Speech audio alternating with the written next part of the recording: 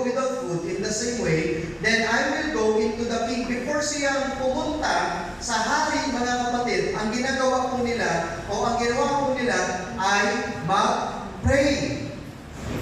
Alam niyo po, sabi po ni Ellen White, our Heavenly Father waits to bestow upon us the fullness of His blessing. Gusto po pala, mga kapatid, ng ating Panginoon na tayo ay bigyan ng mga blessings. Pero sabi dito, it is our privilege to drink largely at the fountain of boundless love. What a wonder it is that we pray so little.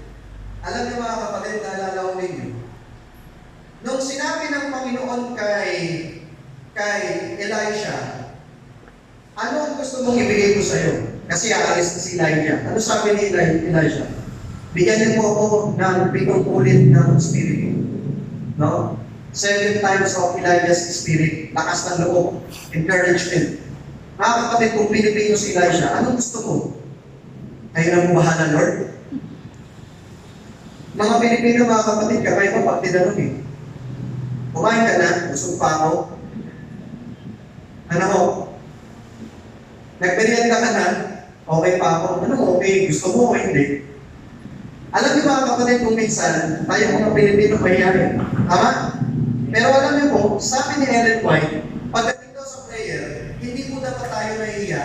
Kasi alam na ng Panginoon, nahihiya ka pa. Ang sabi niya dito, God is ready para ibigay kung anong prayer mo. And willing to hear the sincere prayer of the humblest of His children. And yet, there is much manifest reluctance on our part to make known our wants to God. Mga kapatid, opo, alam ng Panginoon kung anong gusto po natin. Alam ng Panginoon, pero bakit kailangan po natin sabihin? Kasi it is a sign na we are humble before Him. Yung mga anak po ninyo, alam niyo po kung anong gusto niyo ibigay sa mga anak niyo, tama po ba? Pero bakit ibinibigay niyo lang yung gusto ng mga anak niyo kapag sinasabi niyo, hindi niya sa'yo? Bakit? Kasi that is a total dependency. So the moment na nag-pray tayo, mga kapatid, don't pray so little. Minsan po, pag nag-pray tayo, Panginoon, kayo na mong bahala. Amen. Mga kapatid, alam niyo po ba, from this quotation from the writings of Ellen White, sinasabi ni Ellen White na kung ano ang prayer mo, huwag mong gawing maliit. Dahil kaya ibigay ng Panginoon lahat. At inaantay lamang ng Panginoon ang panalangin na sincere at humble o mapagkumbaba. Ano nangyari? After ng prayer ni Daniel at ang kanyang mga kaibigan, then the secret was made known to Daniel. Ano po nangyari? Nagkaroon po ng answered prayer. So just imagine, because of that united prayer, because of that prayer, they receive an answer. So ano nangyari? In a special dream, during the night, he gave honor and thanks to God of heaven. So Daniel went into Arioch, sa kanya pong leader, whom the king had told to kill the wise men of Babylon. He went and said to him, do not kill the wise men of Babylon. Take me to the king and I will tell him what this dream means. Ito na, mga kapatid, inuwento na po ni Daniel. Sabi dito, the king said to Daniel, also called Belshazzar, are you able to tell me the dream I had? Ano po ang sabi ni Daniel, mga kapatid? Yes, my king.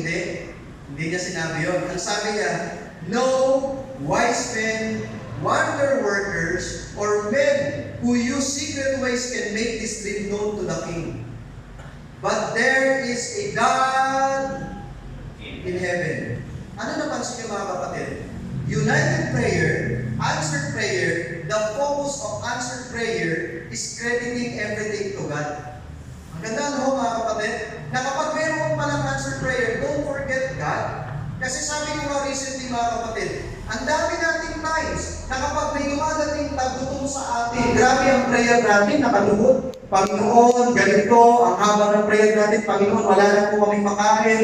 Pero pag may pagkain na, Lord, thank you for this food, amen. Napansin niyo, mga kapatid? Nakakalimutan na natin yung ating pong Panginoon, who makes secrets known. And He has made known to King Nebuchadnezzar what will happen in the future. This was the special dream you had while you were on your bed. So pinaliwanag, mga kapatid, ay yung head of gold, Babylon, yung sumunod, mga kapatid, yung chest, yan po ay Medo-Persia, Greece, tapos sumunod mo mga Medo-Persia, Greece, pagkatapos Rome, tapos yung clay and yung metal and clay mga kapatid, ito tutukoy sa divided kingdom, tapos yung bumagsak ay kaharian ng Panginoon. Yung bumagsak na bato.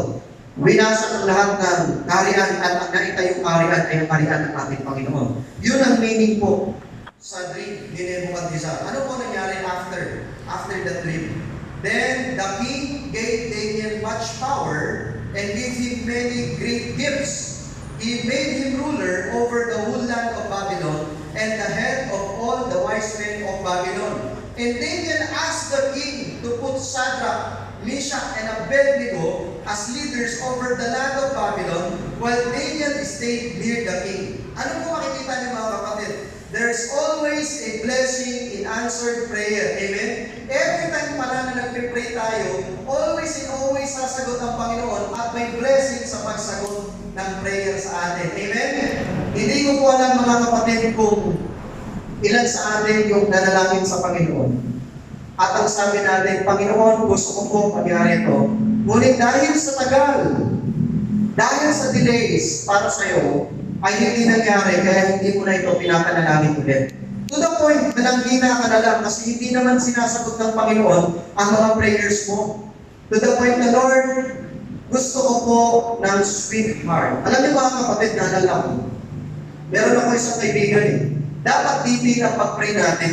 May kaibigan ako sa iyo, hindi kumakain kami sa kantin. Brother, kagabi nag-pray ako. Yung unang papasok sa pintuan na yan, makakasalan ko talaga yan. Eh yung pumasok, hindi ganun pagandahan. Sabi niya, Lord, joke lang po. Alam niyo mga kapatid, sa buhay natin, ang kailangan po natin mga kapatid, of course, detail ang atin pong pagpe-pray, detail po ang atin pong panalangin, pero kung yung prayer mo ay hindi mo pa nare-receive, it's not actually delay. Kaya yung nagiging delay for you, it's because ikaw yung nagbibigay ng timeline. It's not the will of God. Kasi kapag yung prayer mo mga kapatid ay para sa iyo nadidelay at tumigil ka na sa pagpipray na yun because of that delay, ibig sabihin mo, you are not deserving of that prayer. Para po sa akin, the Lord is helping you to be prepared doon sa prayer na hinihingi mo sa Kanya. Pero the moment na nag-stop ka, sinasabi mo lang talaga sa Panginoon na you are not ready. You are not yet ready to receive that prayer. So the moment you stop, mga kapatid, that's the time na nagpapatunay na hindi ka talaga pa ready sa prayer na pinagpipray mo sa Panginoon. And therefore, wala mo dapat tayong ikahina sa pananampalataya kung may mga prayers pa tayo na hindi pa po nadidinig. Dahil kung minsan yun pong delay na alam po natin ay hindi answered prayer, yun po ang answered prayer para sa atin. Amen? Halimbawa mga kapatid, meron pong isang lalaki, Lord, bigyan niyo po ako ng trabaho. Nagkaroon ng trabaho. Lord, gusto ko pong gandaan yung performance ko. Ito na po nangyari mga kapatid. First day ng kanyang pong trabaho, sumakay po siya sa kanyang sasakyan. Mga kapatid, mga ilang kilometro pa lang papunta sa trabaho, naklat po yung sakyan niya. Napaayos niya. Ilang kilometro mga kapatid, bumigay yung makina. So no choice ulit siya. Sumakay po siya ng taxi. Yung taxi po mga kapatid, nasiraan ulit. Grabe ka swerte naman. Pangalawang taxi sinakyan niya mga kapatid, baliktad yung nangyari. Mga kapatid, ang prayer niya, gusto niya magkaroon ng good performance sa kanyang first day of work, job, sa kanyang trabaho. Alam niyo mga kapatid, kung ano dumating? Dumating yung point. Bumaba na lang siya doon sa pangalawang taxi sinakyan niya, tumakbo na lang siya. At habang tumatakbo siya mga kapatid, paglingo niya sa kabilang kanto, nakita niya yung building kung nasaan yung kanilang office, pinamakan po ng aeroplano.